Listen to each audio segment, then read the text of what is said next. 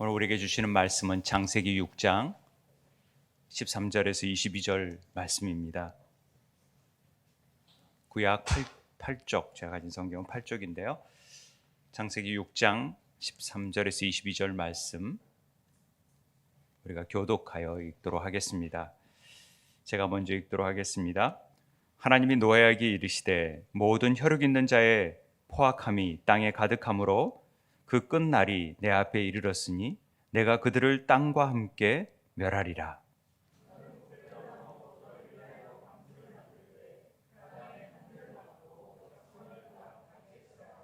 내가 만들 방주는 이러하니 그 길이는 300규빗, 너비는 50규빗, 높이는 30규빗이라.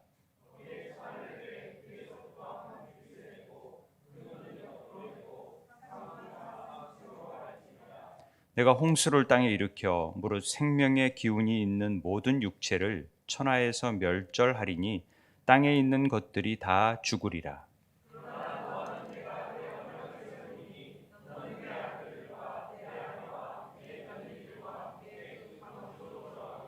혈육 있는 모든 생물을 너는 각기 암수 한 쌍씩 방주로 이끌어들여 너와 함께 생명을 보존하게 하되,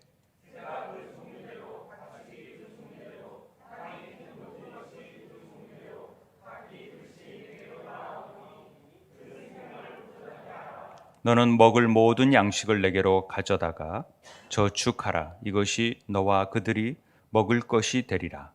노아가 그와 같이 하여 하나님이 자기에게 명하신 대로 다 준행하였더라. 아멘.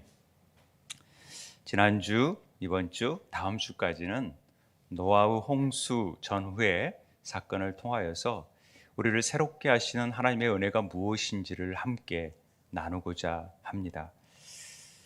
하나님께서 죄악이 관영한 세상 가운데에서 그걸 이제 더 이상 볼 수가 없어서 다 쓸어버리시겠다 말씀하셨습니다.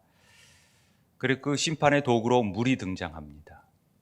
물이 등장을 하고, 그래서 특별히 생기를 불어넣어준 호흡으로 기식하는 자들을 하나님 다 죽이시겠다 말씀하십니다. 물속에 있는 물고기는 예외가 되겠죠.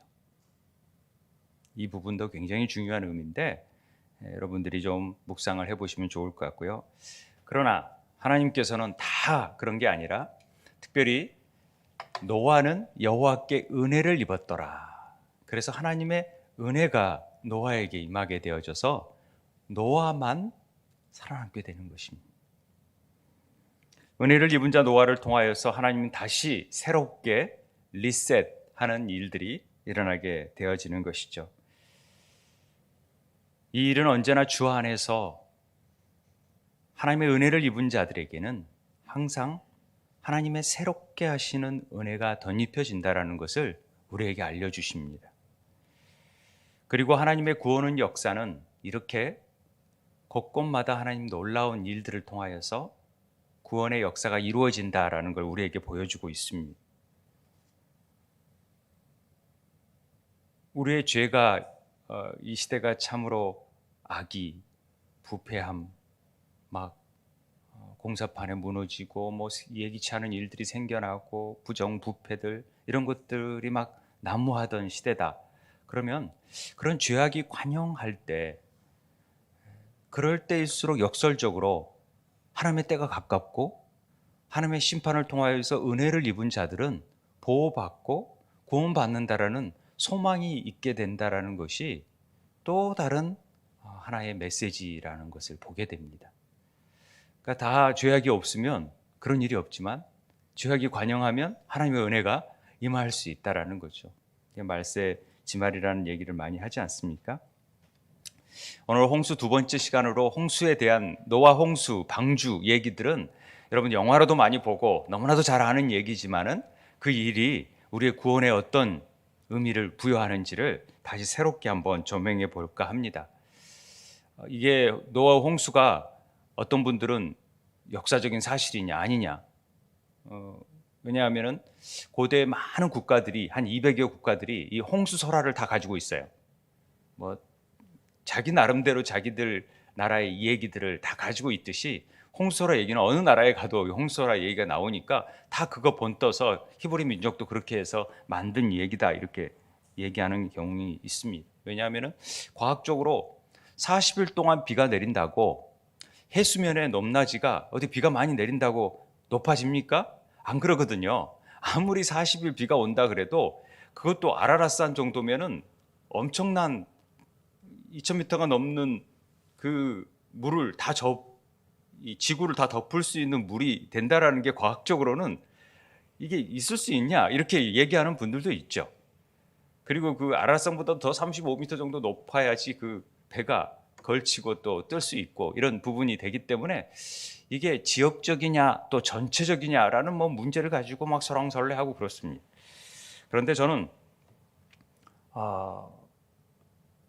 하나님의 말씀은 온전하십니다.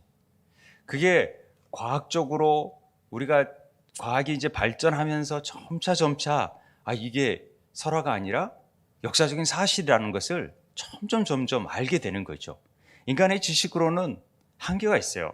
어떻게 하나님이 무에서 유를 창조하는 창조 사역을 우리가 어떻게 이해합니까? 그런데 물을 내려서 홍수가 다 차게 하는 것, 이건 너무나 간단한 일 아니겠습니까? 하나님이 지면에 깊은 물을 내고 물을 다 지면을 쓸어버릴 정도로 되는 것은 하나님의 그 역사를 우리는 말로 할 수 없습니다. 설명할 수가 없습니다. 인간의 얕은 지식으로. 그런데 점차 에베레스트산 같은 산도, 가장 높은 산도 그 안에 어패류들이, 화석들이 발견되고 있다는 것은 노아의 홍수를 증명하는 것이라고 창조과학회 분들은 또 얘기하기도 합니다. 우리는 그냥 하나님의 말씀을 거지것대로 믿는 것입니다.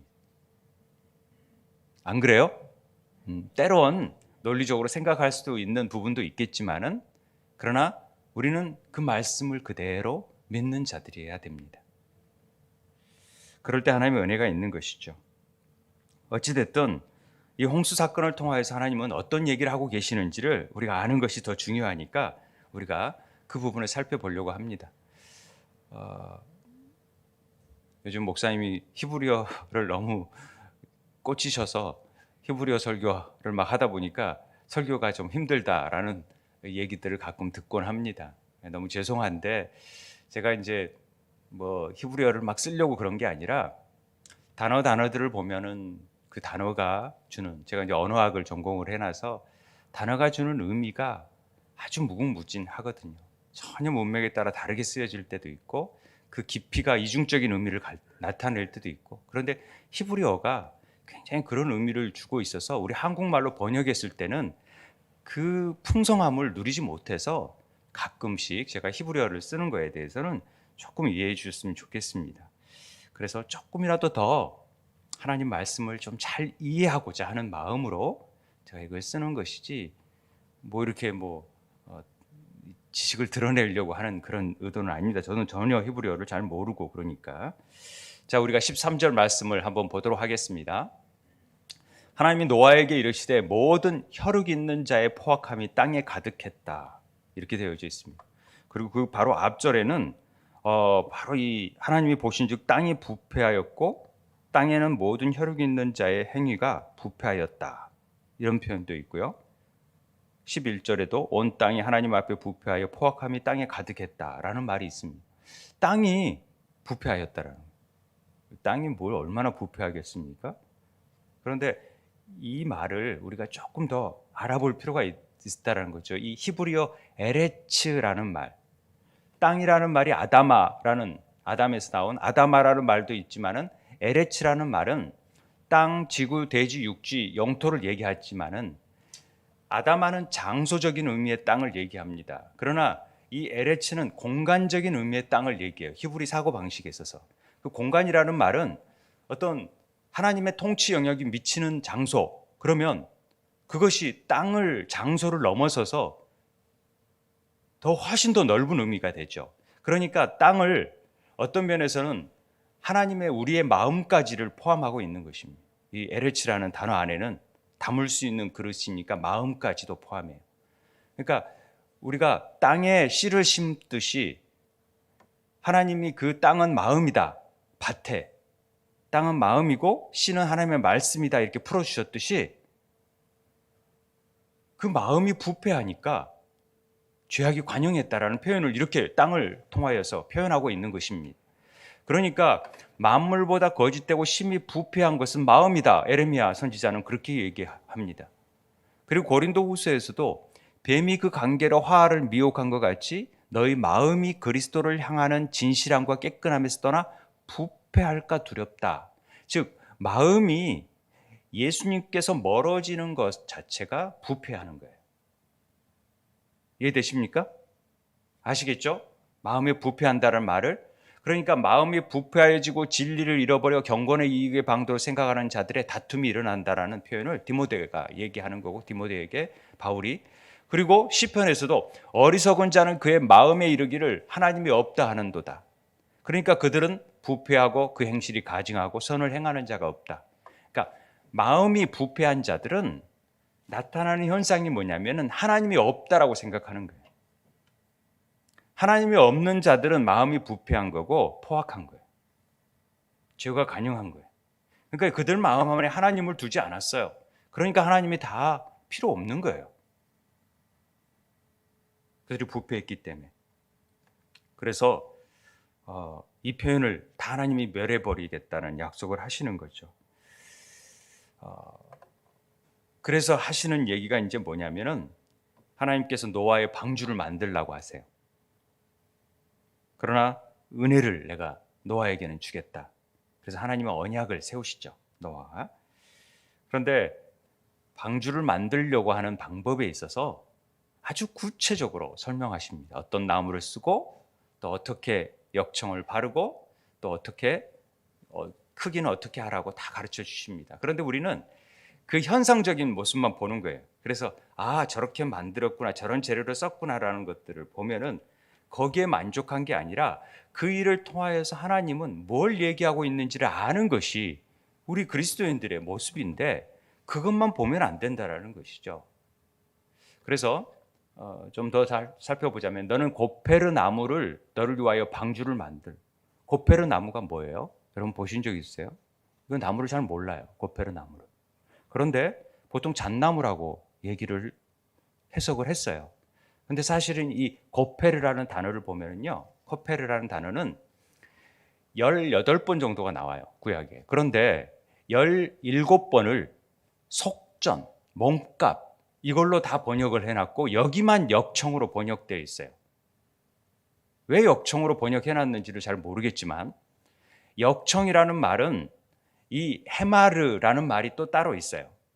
이 말에 우리가 뭐 바벨탑 할 때 역청 바르고 갈대 상자에 역청 바르고 이런 다 헤마르.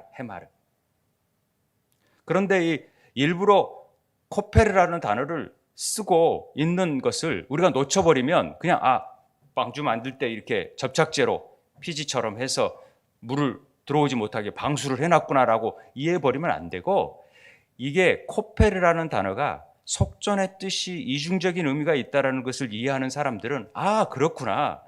하나님의 이 속전이라는 말은 하나님의 은혜가 덮는 거예요. 그래서 대속의 의미로 그리스도께서 우리를 속해버리는 거잖아요.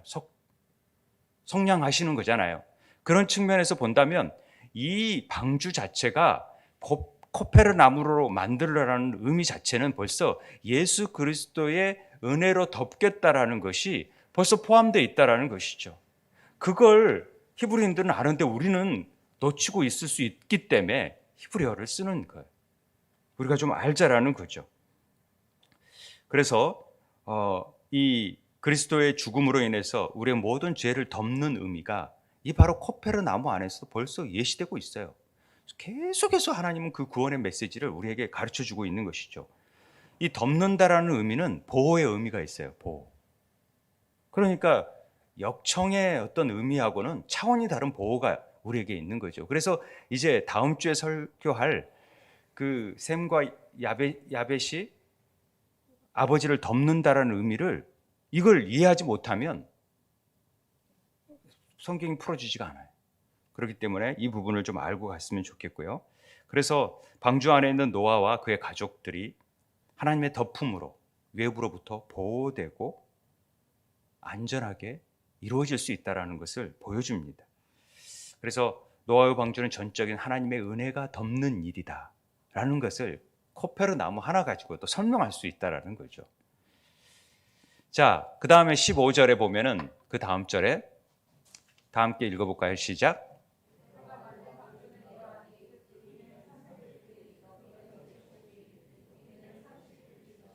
네, 이 크기를 이렇게 지어라고 얘기해요. 그래서 우리들은 생각의 범위를 이 크기가 몇 미터냐?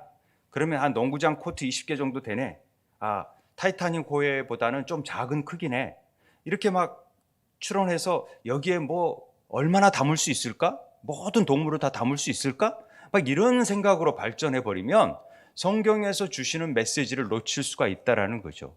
왜냐하면은 이 350, 30 이제 성막을 만드는 일에서도 수치가 나오지만 성경은 계속해서 이 숫자를 통하여서 하나님의 메시지 말을 하고 계세요.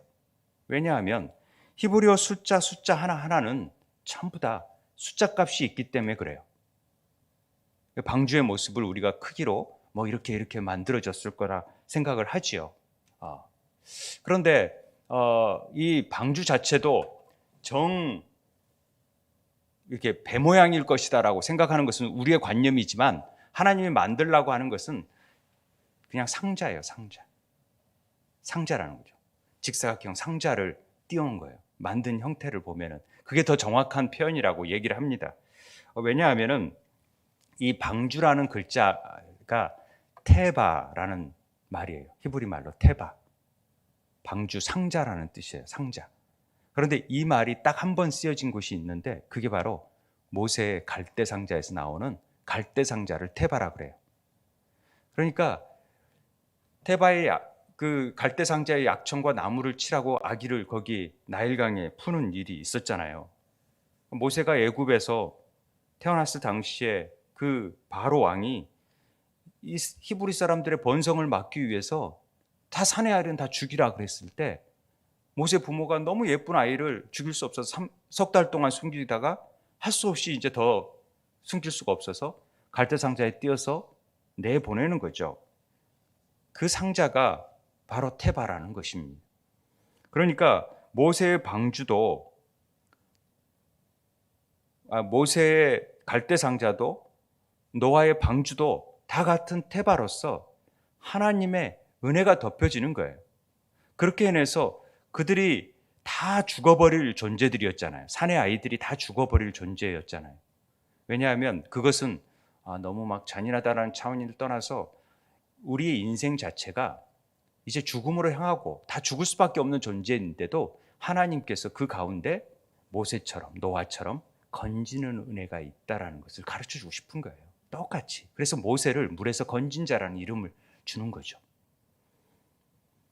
노아와 방주와 모세의 갈대 상징은 이렇게 한 이야기를 품고 있는 것입니다. 똑같은 얘기를.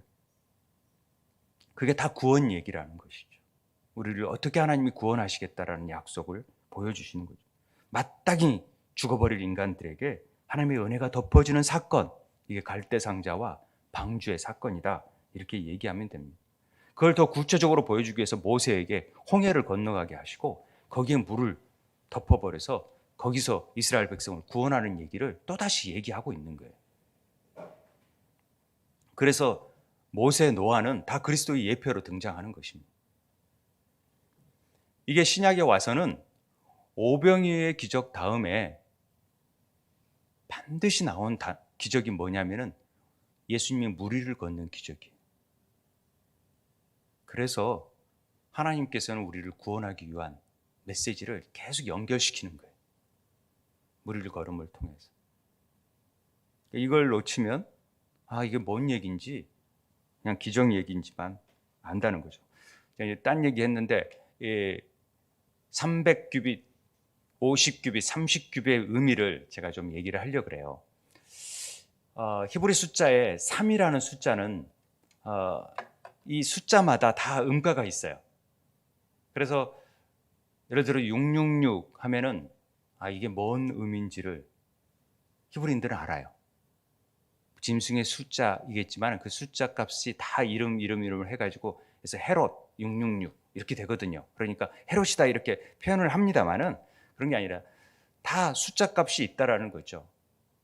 이걸 이제 흉내내서 간첩들이 뭐 이렇게 수를 통해서 말을 하고, 그러니까 히브리 사람들은 말하지 않아도 숫자만 얘기해도 그 뜻이 무엇인지를 알게 되는, 그래서 히브리인들은 숫자적인 감각이 아주 뛰어난 사람들이에요.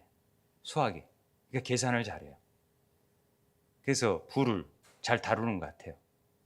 이건 뭐 쓸데없는 얘기고. 자, 그럼 숫자 값이 다 글자마다 있어요. 그런데 3이라는 숫자는 이 김멜이라는 숫자예요. 이 김멜이라는 단어는 어떤 단어냐면 발, 옮김, 해방, 젖을댐, 성숙, 보답 이런 뜻인데 주로 3하고 숫자가 연결되어 있으니까 알렙, 베트, 김멜, 알렙은 하나님, 아들, 그 다음에 성령 이렇게 해서 삼위 하나님의 3이라는 숫자는 삼위 하나님을 나타내고 아브라함, 이삭, 야곱 다 3의 숫자예요. 완벽한 하나님 아버지라는 뜻의 의미들을 아브라함, 야곱, 이삭, 야곱만 얘기하는 거예요.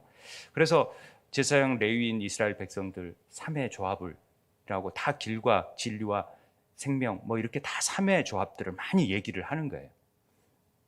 완벽하니까. 그 3의 충만한 숫자가 뭐냐면 300은 3위 안에서 충만한 숫자잖아요.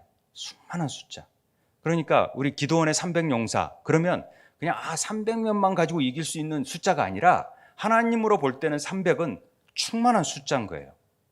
충분히 그 일을 행할 수 있는 숫자다. 그렇게 보이시면 됩니다. 그래서 300이라는 숫자가 나오니까 노아를 방주를 그렇게 만든 것은 이거 충만하게 들어올 수 있는 숫자다라고 보시면 돼요. 그 크기를 제한하시면 안 돼요. 우리 생각으로 300 이게 300규빗이면 뭐 150m 이렇게 하면 안 돼. 50이라는 숫자, 이 5라는 숫자는요. 5 곱하기 10이잖아요. 5라는 숫자는 해라는 글자인데 해라는 글자는 보라, 계시, 호흡, 존재를 나타내는 이미지를 가지고 있어요. 기도하다, 호흡하다. 기도가 호흡이잖아요. 성령님의 의미, 존재, 계시하고 연관되어 있다. 그렇기 때문에 이 5라는 숫자는 하나님의 약속과 연관이 있고 구원과 연관이 있어요. 그래서 오병이의 기적들이 나오는 거예요. 그리고 다윗의 물맷돌을 5개를 던지는 이유예요. 왜? 구원의 숫자이기 때문에. 그냥 이게 뭐 준비해서 한 개만 안 맞히면은 4개가 빗나갈까 봐 맞추는 그런 의미가 아니라는 거죠. 그 히브리인들은 그걸 아는데 우리는 그걸 모르니까 그런 얘기하는 거죠. 그래서 이 은혜와 구원에 연관된 숫자라는 의미를 알고, 그래서 우리가 예전에 153이라는 숫자를 153마리의 물고기, 베드로의 그 물고기 할 때 제가 설명을 했었어요. 153이라는 것은 1은 하나님의 수, 완전수죠. 그 다음에 5는 절반의 수이면서 그리스도의 수면서 구원과 계시의 수예요.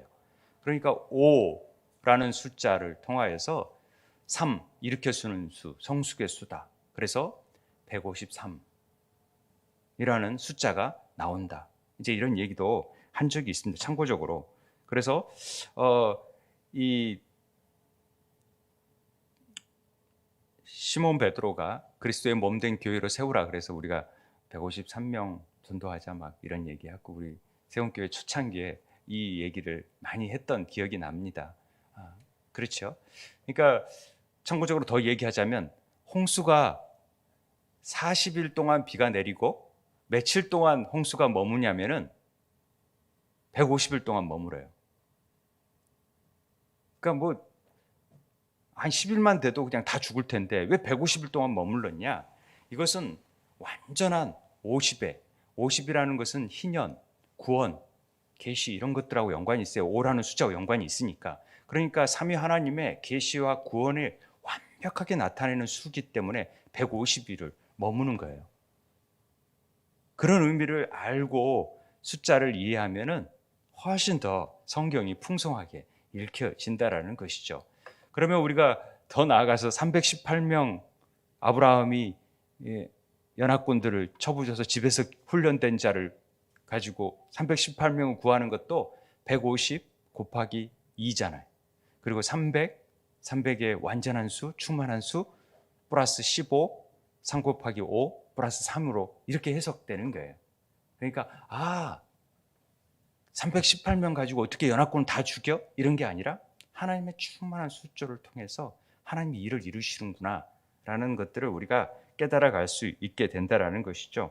참고적으로 출애굽의 성막의 숫자도 그렇고 그냥 숫자가 아니라 하나님의 다 메시지가 담겨져 있는 숫자라는 것을만 이해하면은 이게 뭔 뜻인지는 잘 몰라도 성경을 읽을 때, 통독할 때 숫자를 조금 더 깊게 볼 수 있는 눈이 열려진 거죠. 제가 다음에 그 히브리 숫자의 1부터 이 1000까지의 의미들을 다 이렇게 한번 올려놓을 테니까 보시면 1이라는 숫자가 뭐고 2라는 숫자가 뭐고 이런 것들을 좀 볼 수 있을 것 같아요. 아무튼 16절에 보니까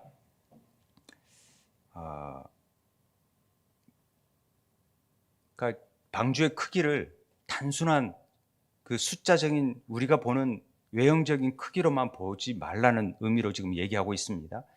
거기에 창을 내되 위로부터 한 규빗 내고 그 문은 옆으로 내고 상중하 3층으로 할지니라. 규빗이 여기에서부터 여기까지지 아시죠? 길이가 좀 키 큰 사람들은 더 높겠죠. 그러니까 45에서 60cm가 한 규빗이에요, 보통. 근데 보통 계산하기 쉽게 해서 50cm로 보는 거니까. 자, 한 규빗을 내고 이게 한 정도 이 정도 위로부터 한 규빗 내고 창을 하나를 만들어 내라는데 창이 하나뿐이 없어요. 그 상중하 3층으로 만들어라. 이 3층이라는 것도 우리가 바울이 3층천을 경험해요. 하늘을 첫째 하늘, 둘째 하늘, 셋째 하늘. 내가 셋째 하늘에 가봤다. 그러듯이 하나님께서 이런 구조 자체가 단순히 이렇게 분리를 해놓은 것이라는 측면보다도 삼위의 하나님께서 3층천을 통하여 하늘나라의 세상이 완전하는 것을 우리에게 보여주는 거죠. 뭐 여러 가지 의미가 있습니다만 그렇죠. 그 다음에 16절에 위로부터라는 말을 조금 더 우리가 주의해 볼 필요가 있어요. 이 말이 뭐냐? 위로부터라는 말은 마알이라는 히브리어 말인데 이 마알이라는 말은 위로부터라는 뜻인데 이 말을 누가 잘 쓰냐면 예수님께서 이 말을 잘 썼어요. 이 히브리어로는 마알이고 헬라어로는 아노덴이라는 말인데 아노덴이 위로부터 처음부터 다시 새로이라는 뜻이에요. 다시 새롭게 한다라는 뜻이죠. 우리의 리셋이 아노덴이라고 표현하면 될 것 같아요. 이 말을 예수님께서 자주 쓰셨는데 어디에 썼냐면은 예수께서 대답하여 이르시되 진실로 진실로 내가 이르노니 사람이 이게 빠져 있어요. 해석을 왜 우리나라 말은 안 해놨냐면 거듭나지 아니하면 하나님 나라를 볼 수 없느니라. 이 거듭이라는 말 속에 위로부터 새롭게 아노덴이라는 말이 들어가 있죠. 그러니까 우리는 위로부터 항상 하나님의 은혜가 입혀져야지만이 거듭날 수 있다는 것을 말하고 있다는 것이죠. 이 말 자체가 창을 유일하게 볼 수 있는 하늘만 바라볼 수 있죠. 비가 그치는지 안 하는지를. 그래서 우리는 늘 바라봐야 되는 것이 위에라는 거죠. 그래서 위로부터 오는 은혜를 누리지 못하면 우리는 살 수가 없어요. 그러니까 구원받은 자들은 오직 하늘만을 소망하며 살아가야 된다라는 메시지를 이 창 하나로 보여주는 것이죠. 그리고 또 한편으로는 하늘의 소망은 오직 하늘로부터 주어질 수 있지 다른 걸로는 주어지지 않아요. 그래서 위에 창문에 하나를 만드는 거예요. 구원은 하나님의 기쁘신 뜻에 따라서 하나님이 주시고 싶은 자들에게 값없이 주시는 선물이에요. 선물.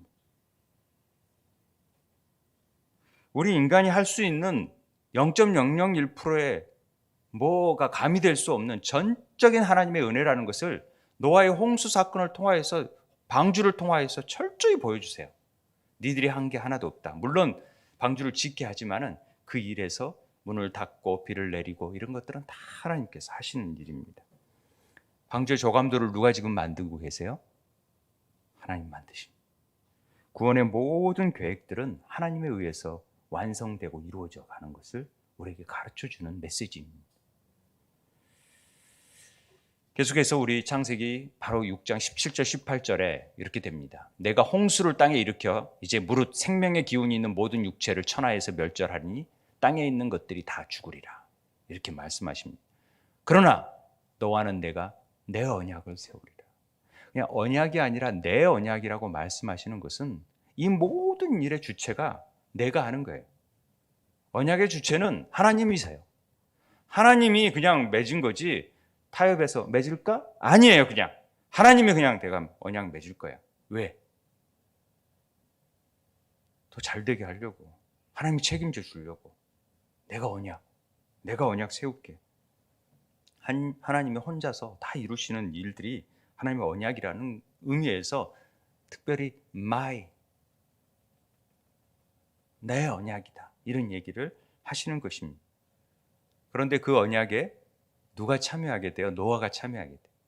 근데 노아만 은혜가 입은 게 아니라 왜 아들과 내 아내와 며느리,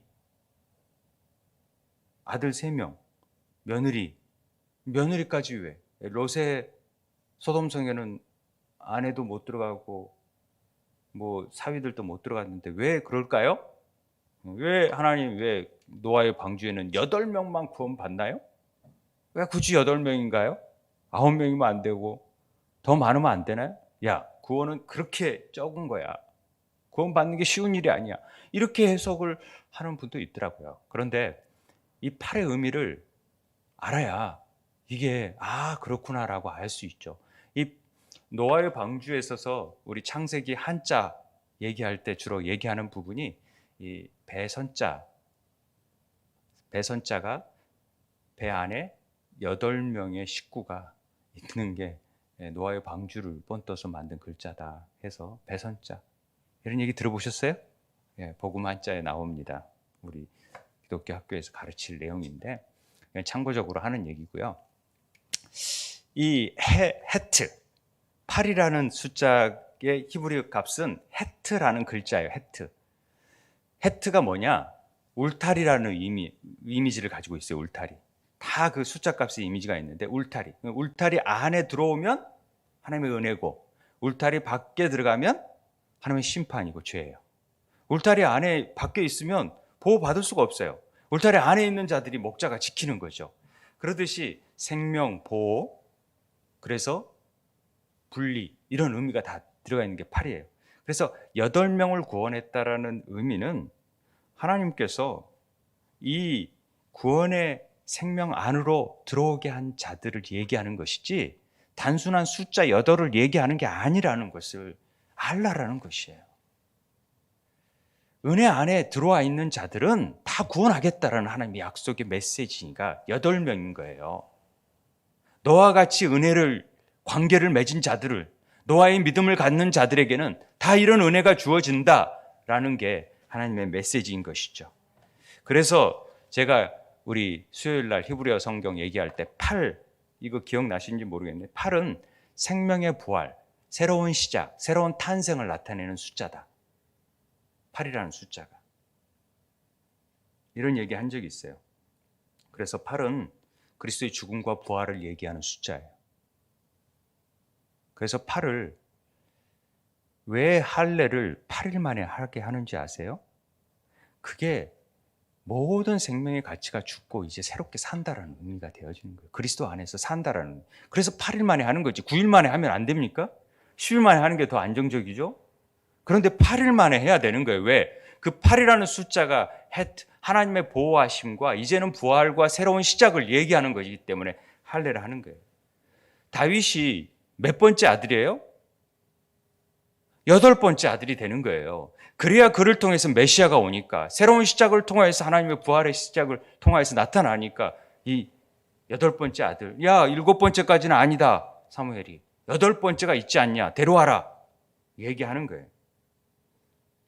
그래서 노아를 통해서 하나님은 우리를 다시 리셋, 새롭게 하시는 은혜를 위로부터 덧입게 하기 위해서 지금 이 메시지를 계속해서 보여주고 있는데도 무감각하게 받아들이면 안 된다는 것이죠.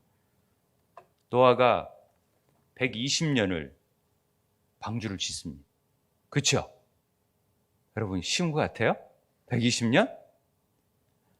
한 달을 지어라 그래도 뭐 하는 짓이냐고 놀릴 것 아닙니까?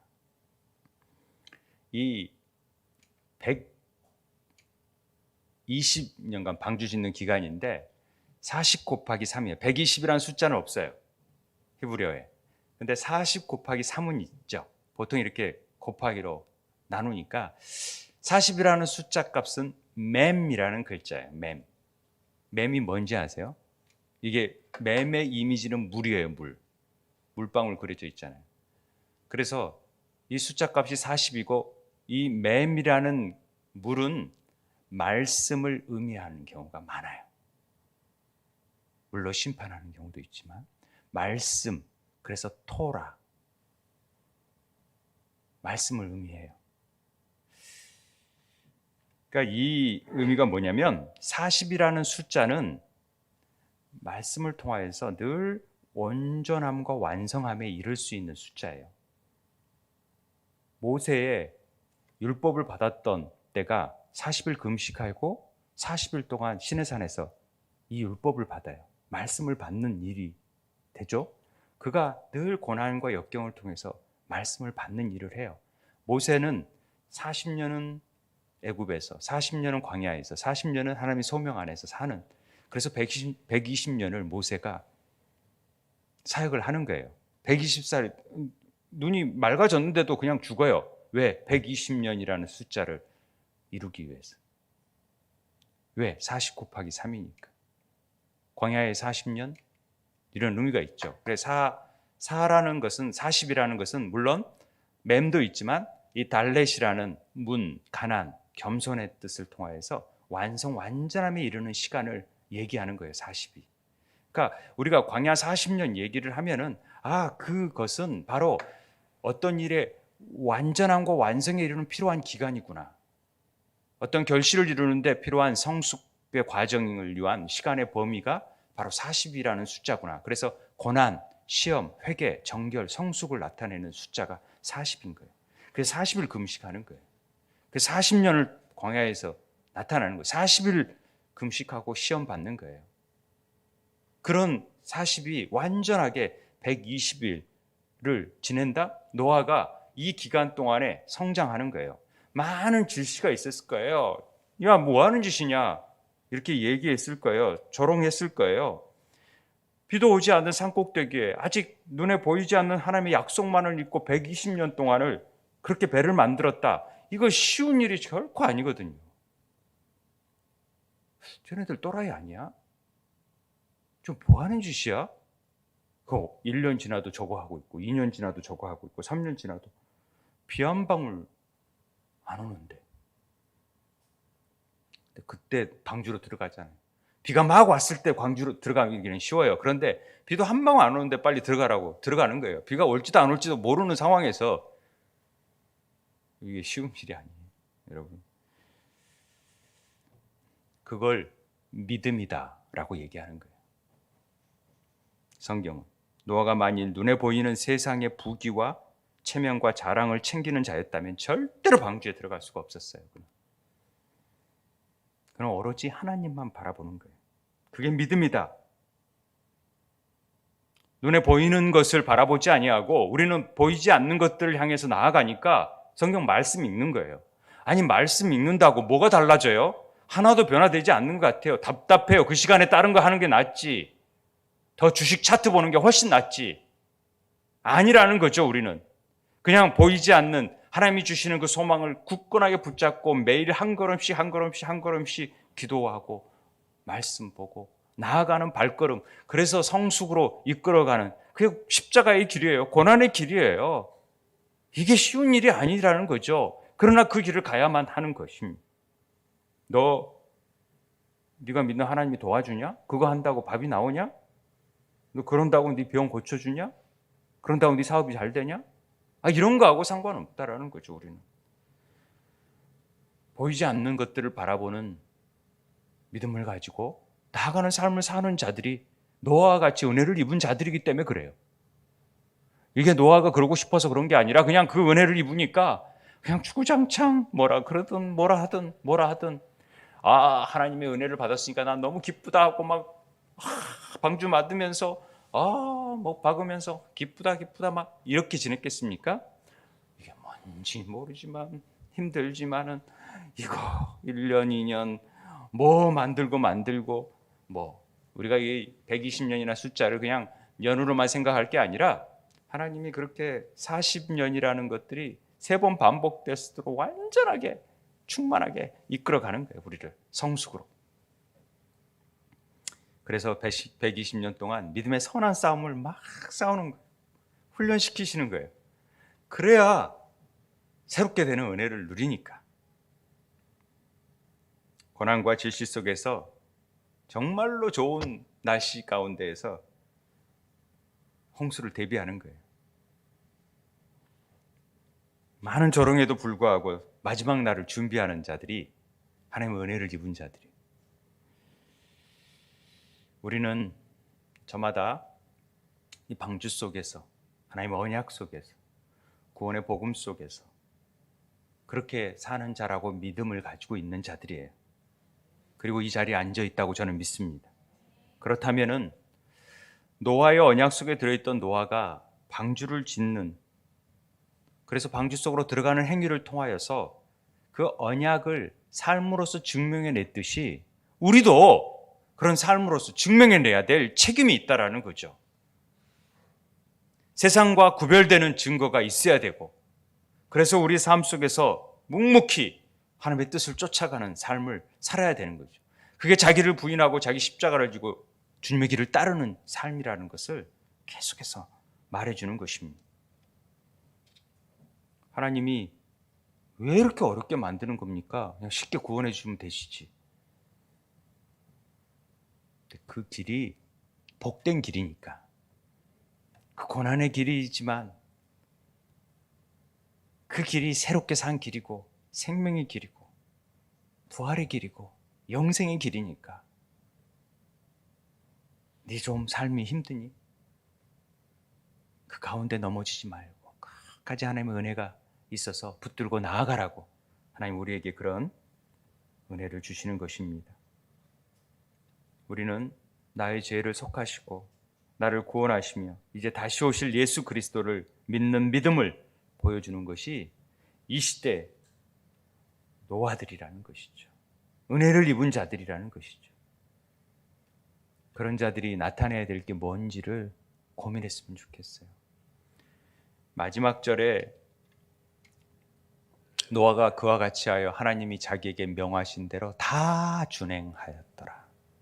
저는 이 말이 너무나 은혜가 되었어요.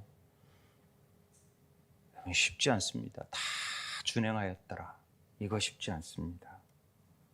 보이지 않는 하나님이 마치 나에게 보이는 자처럼 내 안에 살아계신 것처럼 믿음으로 사는 모습이 우리에게 나타나야 되는데 아직 이루어지지 않았어요. 아직 뭔가 보여주지 않았어요. 그런데 그렇게 될 걸 믿고 나아가는 거예요. 우리는. 그게 이 시대에 방주를 짓고 방주 속에 살아가는 믿음의 행위라는 것을 우리에게 가르쳐 줍니다. 노아가 아마 전답이나 막 사업이나 일구어 놓은 일들을 그걸 다 퍼가지고 방주에 들어가지 않았다고 생각을 합니다.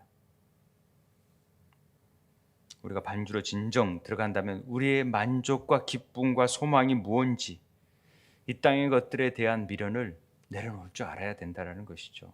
그래서 우리의 관심이 세상의 정욕이나 그런 정욕을 채워줄 세상의 힘이 아니라 의로움과 경건함과 거룩함이어야 되고 온전히 하나님의 뜻을 받드는 일이여라는 것을 우리는 알고 우리에게 주어진 시간 동안에 열심히 그 방주를 만들어가는 삶을 살아야 되고 하나님의 은혜를 입은 자라면 그것만 바라보고 살아가는 역사가 있어야 우리를 새롭게 하신 하나님의 은혜가 더 덧입혀진다는 것을 믿는 우리 세움 매체들 되길 바랍니다. 오늘 그런 은혜가 있게 되길 바랍니다. 우리 함께 기도할 텐데요. 우리가 이 땅의 것들을 추구했던 것들을 다 내려놓고 하나님의 은혜만을 덧입은 자라면 세상의 조롱과 멸시 가운데에서도 그렇게 믿냐고 하는 말 가운데서도 오로지 말씀 붙들고 기도하며 나아가는 세상 염려하지 아니하고 하나님의 때를 바라보고 나아갈 수 있는 그런 자들 되길 원합니다. 주님, 온전히 세워질 수 있는 지체 될 수 있게 도와주십시오. 우리 함께 기도하도록 하겠습니다. 아버지 하나님,